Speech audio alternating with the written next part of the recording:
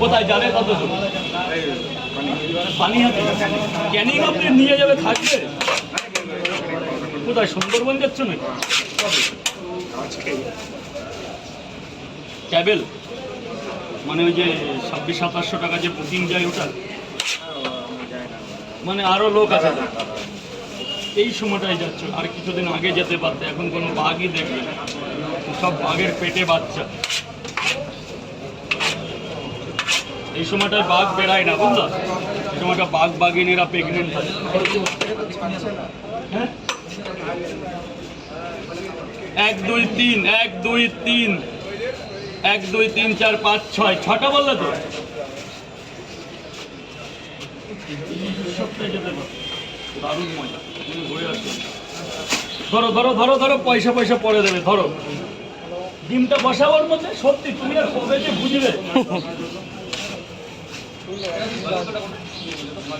দাদা ওখান থেকে নিচে নেমে দাঁড়াও, নিচে নেমে দাঁড়াও, নাহলে পাবলিক জল দেখতে পাচ্ছে না। জল আছে, পানি আছে, ওয়াটার আছে। ওই মামা নেই, কেমন হয়েছে?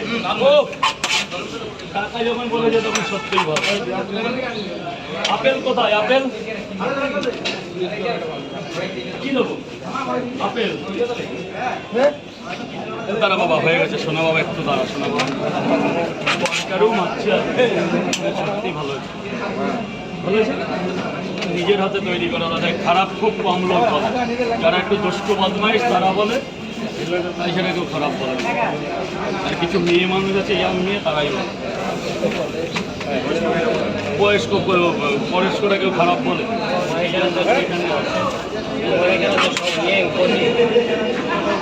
তারপরে আসে দেখি খুব মাল, মানে আমি এখনই ভরেছি।